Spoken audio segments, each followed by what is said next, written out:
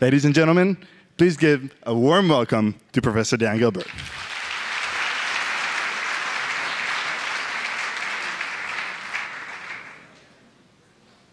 Let's see, can I use this wireless too? Could we get that work? Oh, magic. Wonderful. What a pleasure to be here with you.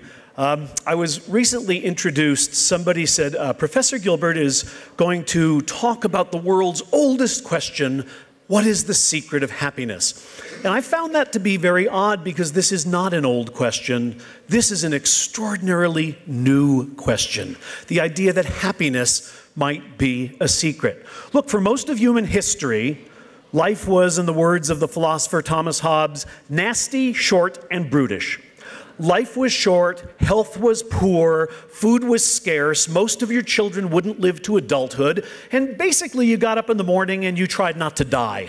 That was the to-do list for the day.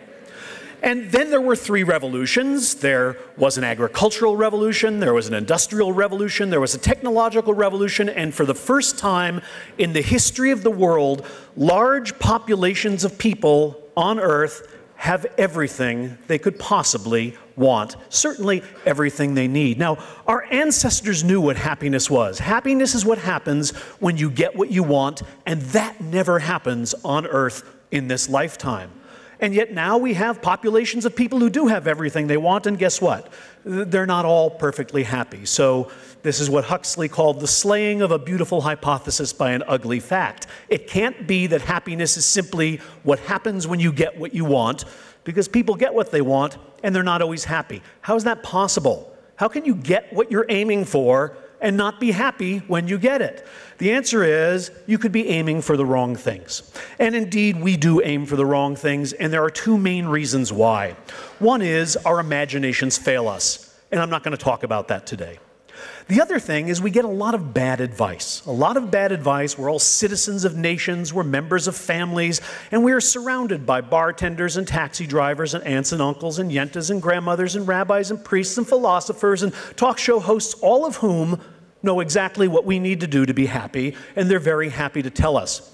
These are three advertisements that were from the year I was born. These are not comedy. These are real advertisements that gave my mother advice about how to be happy and how to make me happy.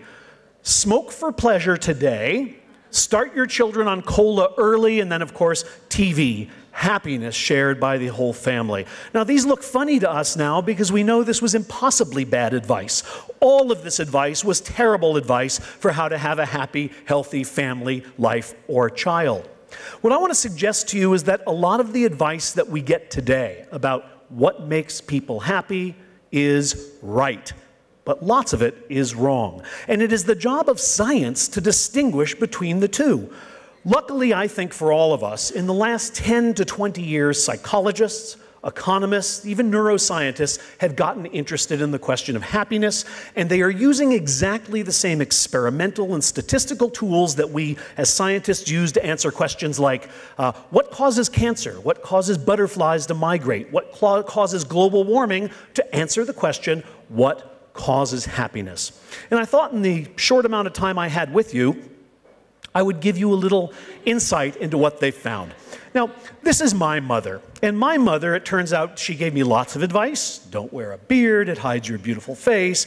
Wear clean underwear, so if you get hit by a car, the doctor will know you're from a good family. Some of you have heard this advice. But she gave me three main pieces of advice about how to be a happy person and have a happy life. And it turns out, I thought it was Jewish mothers said this. It turns out it's mothers from Africa to India give their children essentially these three pieces of advice. First of all, find a nice girl and settle down. Wouldn't hurt if she were Jewish. Second, find a job that is meaningful and fulfilling. It wouldn't hurt if you were comfortable. And third, have children. Wouldn't hurt if it were soon.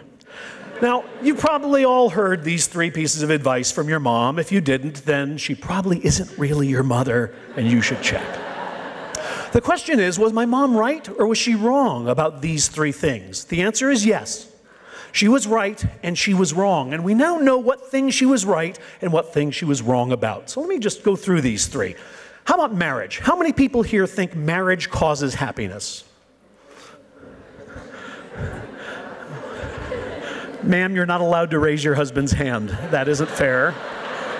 Okay, so the minority of you think marriage causes happiness. Many of you think marriage is a sign of happiness. If you're happy and you're in love, then you get married, but marriage doesn't actually make you happy. Well, let's examine the facts. The first brute fact is that married people are happier than unmarried people.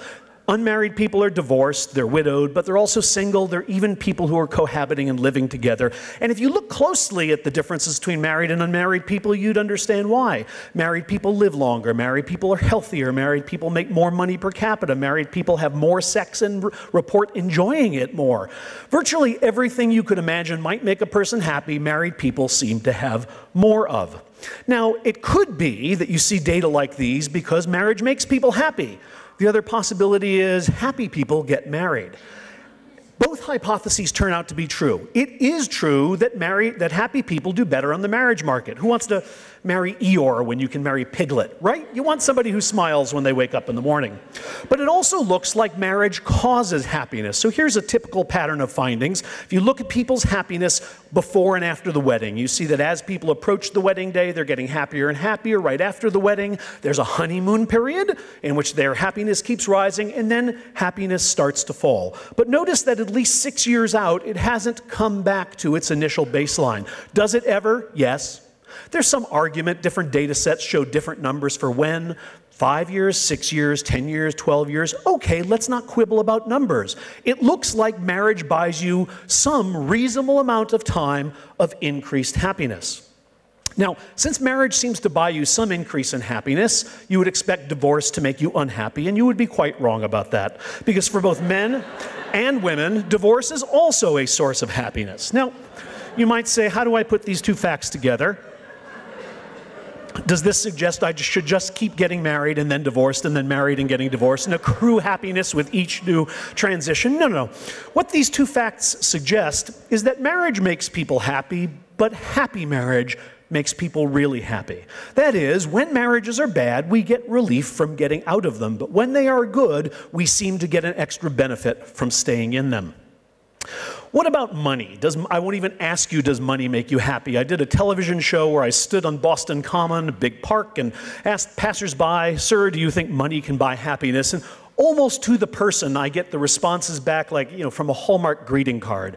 Oh no, money can't buy happiness. No, true happiness comes from, and then they name their favorite thing, God, love, children, whatever. Okay, well, they're all wrong. Money absolutely, clearly buys happiness. Here is a very typical curve for the relationship between money and happiness. Notice two things. There is no point at which getting richer makes you sadder. No point on the curve. Okay? Each dollar buys more happiness, but notice another thing. Somewhere on this curve, it gets harder and harder to get happiness out of money. There's what statisticians call an inflection point, a point where the curve starts to flatten. It never flattens completely, but it gets pretty flat, and it's harder to get more happiness out of money. Where is that magical point? $100 million a year? $500 million? Again, studies differ, but probably somewhere between $40,000 and $70,000 per year. And you can do the translation into shekels if you need to. It's not a bad salary, but it's certainly not a king's salary. The question about curves like this, and this is a very well-replicated phenomenon, the question is, why? Is money just inherently the kind of thing that once you have enough, you've got enough, and there's just nothing more you can do with it? Is it like pancakes? You eat one, it's great. 2, it's fantastic. 3, you're starting to get full. By 5, you don't want any more. That's one theory. The other possibility is that if money doesn't continue to make you happy, then you're not spending it right.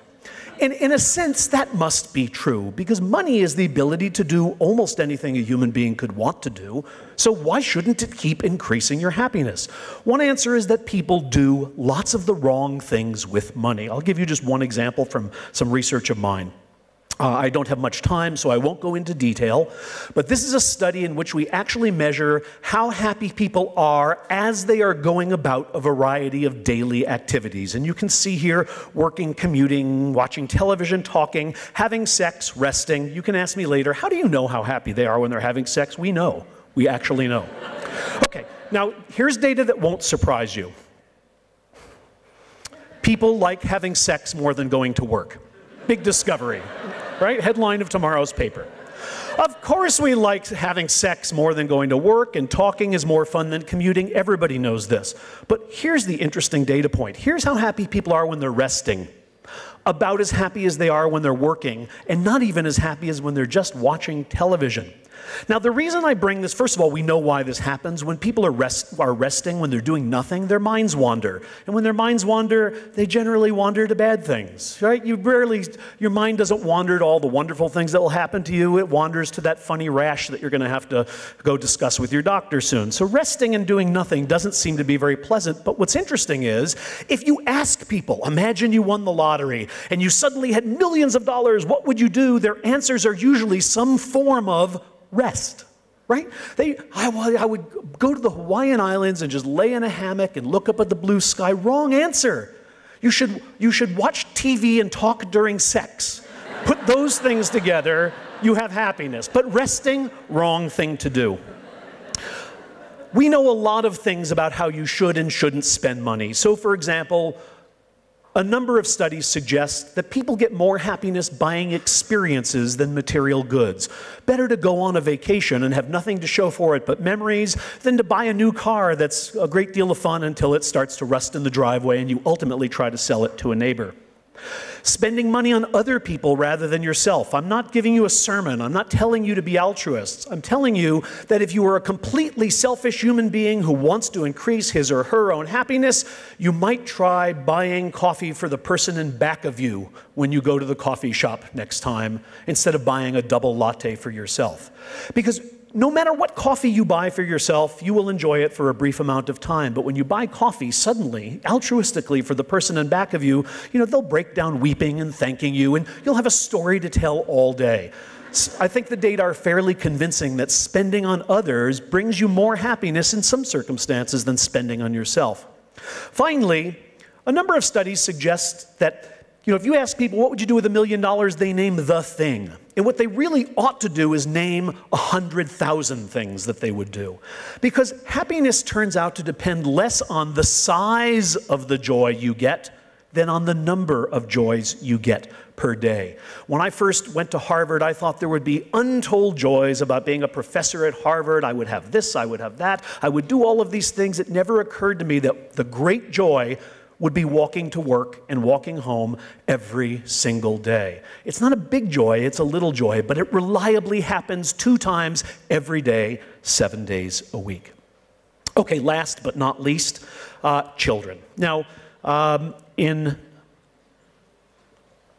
colloquial English, children are called bundles of joy. So this should be a very easy one. Maybe money makes you happy, maybe marriage makes you happy, but who here is the heartless person who could look at a little baby and not get a big smile, a mega hit of happiness? Certainly the data have something to say about this, and what they tell us reliably is that, oops, people with children are not as happy as people without them, and people whose children actually live with them are the least happy people we know. Now again, this could be because children make you unhappy. The other possibility is that unhappy people have children, right? Maybe if you're really happy, you just travel the world, but if you're unhappy and there's a big hole in your life, you try to make babies to fill it. I think it's a dumb theory, but these data don't rule it out. These data kind of do. Follow the same people over time, and here's a typical pattern of happiness before and after the birth of the first child. Now, here's what my mom says happens. You have a baby, it makes your life happy. Here's what the data say. You have a baby, and your happiness decreases. It decreases for men, it decreases for women. Women seem to get a little bit of a bump from the little bump as they're approaching birth and just thereafter, but pretty soon they join their partners down in the valley of despair. Now I'm kidding. They're not in the valley of despair, but their happiness has gone down and reliably stays down for quite a long time. I know this is hard to believe. You think these data must be wrong, so I'll show you some data collected by a rather well-known scientist, Professor Kahneman. One of his studies, they followed about 800 women around and found out how happy they were as they were going about normal everyday activities. And you won't be surprised to find that women are awfully happy when they're with their friends. They are happy when they're eating. They're not that happy when they're doing housework. Grocery shopping isn't that good. And the big question is, how happy are they when they're with their own children? And the answer is, they're extremely not happy. That is, not statistically distinguishably different than actually cleaning the toilet in the house. Okay, now, I know you find this to be slightly amusing, but wildly counterintuitive. Science asks us to believe data, not intuition. If you believe your intuition, then you believe the Earth is flat, because everywhere you look, it looks flat. And yet, we get this picture from outer space, and we go, wow, maybe the world isn't the way it appears to me. What I want to suggest to you is the kind of data that psychologists and economists and neuroscientists collect about human happiness is sort of a view of human happiness from outer space. It's a dispassionate view of who's happy and who's not, taken simply by counting smiles and counting heads. And the data are pretty clear. If you were an extraterrestrial watching from another planet, you would conclude the humans that have little humans around them don't seem quite as happy as the humans that don't. Now, I don't think that's a very disputable fact, but I think what's interesting is that none of us really believes it. Everybody here is thinking, yeah, there's something wrong with the way they did those studies. That can't be right. Come on, my kids. They're the greatest source of happiness in my life. Well, I'm a dad. I'm even a grandparent, and I feel exactly the same way. So the interesting question is, why do we all have an intuition that is entirely at odds with the data? And I'm going to suggest in closing, there are 3 answers to this question. 3 reasons why we believe children make us happy, even though the data suggests this isn't true. The 3 reasons are Armani socks, heroin, and baseball. So I could take questions now, and I will unpack these for you. So,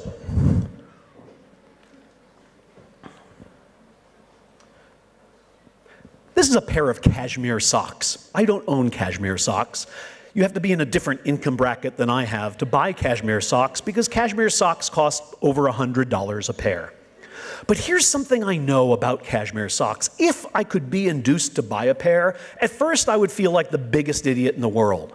But then I would put them on and I would start walking and I'd start saying things like, oh, wait a minute. Oh, ooh. Oh, now I'm getting it. Oh my God, this is like walking on angel's wings. This is amazing. My God, I finally see the light. And I would start telling other people, you've got to buy some cashmere socks. Why do I know this? Because a basic law of economics is people pay a lot for things they love. A basic law of psychology is people love a lot the things they pay for. The more you can make somebody pay, the more they will love the thing they bought. What does that sound like? Children, yes, children. Of course you pay for them in money, from dental work to college tuition, but you pay for them in blood and sweat and tears and hair. You pay for them in every way. They are hard work. Sacrificing for them is built into our DNA. What kind of idiot would you be to do that if they didn't make you happy? And so you have them and you say, wow, I'm up all night, but oh, wait a minute, I think I get it. Yes, children, and you have to have some too. There are even some data suggesting this is true. Bring parents into a laboratory and have them read one of 2 kinds of magazine articles. One magazine article talks all about the benefits of having children, how much joy they will bring you, how they'll care for you in your old age. Another magazine article talks only about the costs of having children, how expensive it will be, how much time and energy and money they will drain from you. After reading these magazine articles, parents are asked a simple question. How much do you enjoy spending time with your kids? And what's the answer? Well, you might expect that after reading about how costly children are, you would decide maybe you don't like yours very much. But in fact, exactly the opposite is true. When you remind parents of how costly children are, they report enjoying their time with them even more. Why? Oh, you just have to have some to see. If you had them, you'd know. It's really hard to explain, but you gotta buy a pair. Okay. So one reason we think that our children bring us a lot of happiness is because they don't. Now, heroin. It would be, you hear people say that heroin is a great source of human misery. And there is a way in which it is, but there's a way in which it isn't. I don't know about you, but I've had back surgery, so I've had the opiates, morphine, Demerol. They're great. No misery. No. Nirvana, heaven, joy, bliss. Just about the best feeling I've ever had. So how can heroin be a source of misery when every time you take it, you feel great? Well, one answer is that heroin makes you feel so good that it will crowd out every other source of pleasure in your life. You will stop working. You will stop interacting with your family. You'll stop paying for your house. You will stop brushing your teeth. You will just go sit in a corner anywhere you can and take heroin because that thing is so good. Now, the heroin itself will make you feel good, but the net effect of heroin is to ruin your life. What does that sound like? Yeah, okay.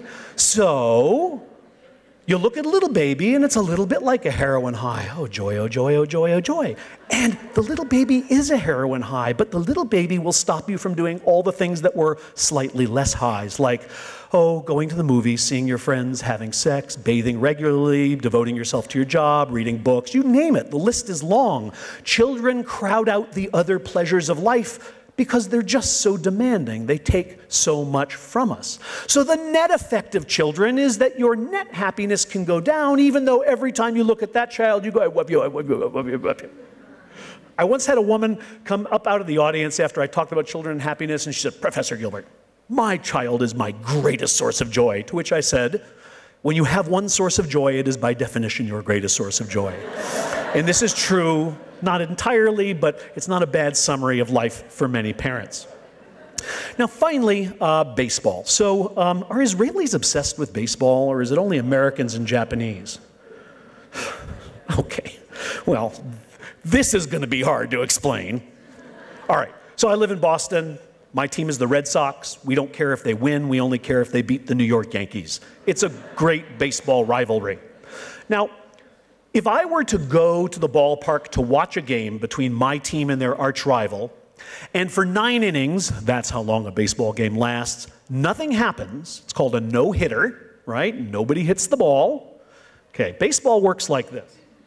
Man stands there, tries to, I'm getting so many blank looks. So I will move right along.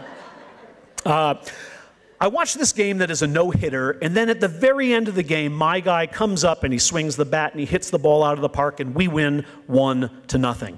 Now, when I go home, my wife will say, how was the game? And I will say, oh, it was fantastic. You should have seen that ball sailing over the left field fence. It was a marvelous moment, and we won.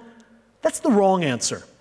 The right answer to her question, how was the game, is it was remarkably boring. It was dull. It was 3 excruciating hours of watching nothing happen that ended in a single transcendent moment when we killed our rivals. Now, here's why that's important. One of the things we know about human memory, again, thanks to Professor Kahneman, is that the way people remember episodes is by their highest peak and their final moments. So I'm remembering this 3-hour baseball game as great when actually it was a crummy time with a single great moment. That's a day with a 5-year-old. Most of the day is spent saying, not now, not yet, don't hit your brother, I already told you, no, we're not buying it. If you do that again, we're going home. It's a big no-hitter. And then there's these moments, you know, just when you think, I'm leaving the stadium, I don't want to stay any longer. The 5-year-old looks up at you with chocolate ice cream on her face and says, I love you because you're the bestest daddy who ever lived. Yeah, grand slam home run of the heart. And at the end of the day, when my wife says to me, "How was the day?" I go, "Oh, it was wonderful." No, it wasn't wonderful. It really wasn't. It was a very bad day, punctuated by an extraordinary, transcendent moment. Children bring us moments of joy, this is my opinion, I speak only as a parent, that are kind of unparalleled by anything, maybe even heroin. But those moments are rare. Most of the time, we're just working hard. If we were to count all the moments we spent with a child and add up the amount of happiness we got over the moments, we would find that basically we like doing everything else more than being with our kids. Just like scientists find when they do exactly that.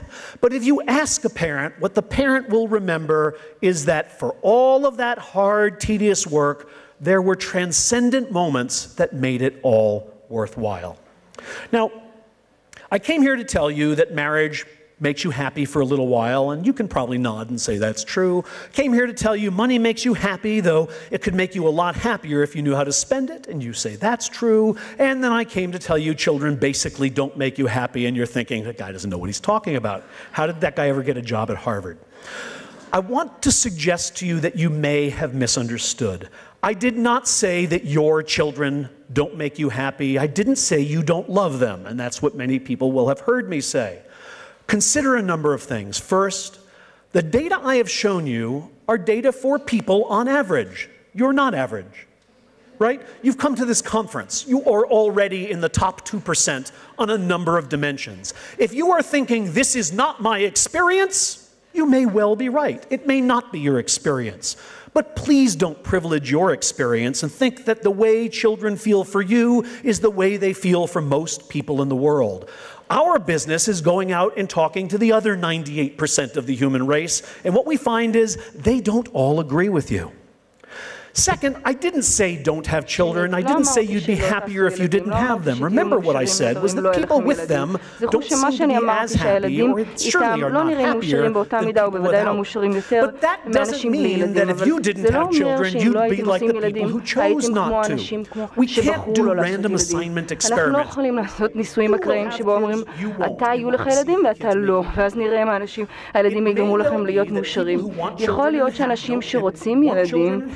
שרוצים ילדים ואכן עושים ילדים מפחיתים באושרם, אבל אנשים שרוצים ילדים ואין להם, יש להם הפחתה עוד משמעותית יותר ברמת העושר. הרצון לילדים אולי המחלה שתגרום לכם להיות לא מאושרים, והדרך שבה אתם יכולים להיות הכי פחות לא מאושרים זה באמת לעשות ילדים. עכשיו זה נשמע כאילו אני אומר משהו רע עליכם, לא על ילדים. עכשיו אני הרבה יותר פופולרי אולי. לא, תשמעו באמת. אנחנו יודעים שהפער העושר שבין אנשים שיש להם ואין להם ילדים הוא מאוד גדול במדינות מסוימות כמו במדינתי וקטנים הרבה יותר במדינות אחרות.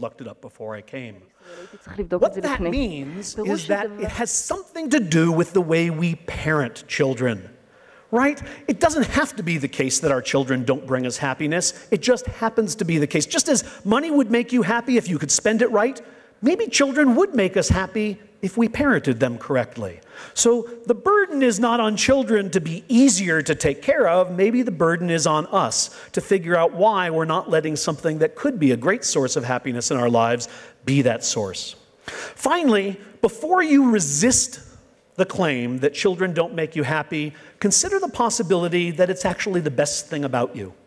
That the best thing about us as a species is that we are willing to sacrifice for people we love, even though they don't make us smile all the time, even though they are hard work. Maybe it is the most noble thing about our species. If they made us happy, we would just be investing in another selfish pleasure. Maybe the fact they don't tells us something wonderful about ourselves. So marriage, well, yes, if it's a good one. Money, yes, but a little buys a lot, and a lot only buys a little bit more. And children, not so much. At least that's not the day to say. Now, what's the moral of this story? I think the moral of the story is probably something like, I think I've probably hit the bottom on popularity in Jerusalem. I may as well go this far. Don't trust your mother. She loves you, she means well, but the only stories she can tell you about happiness are from her life and the stories she's heard. Science has now gotten into the business of happiness, and it can shed light on the facts. It can't tell us what we should value, but it can certainly tell us which of the decisions we make are and are not most likely to lead to happiness. It's the place we go for information about wealth. It's the place we go for information about health. I'd like to suggest it is a place to go for information about the secret of happiness. Thank you.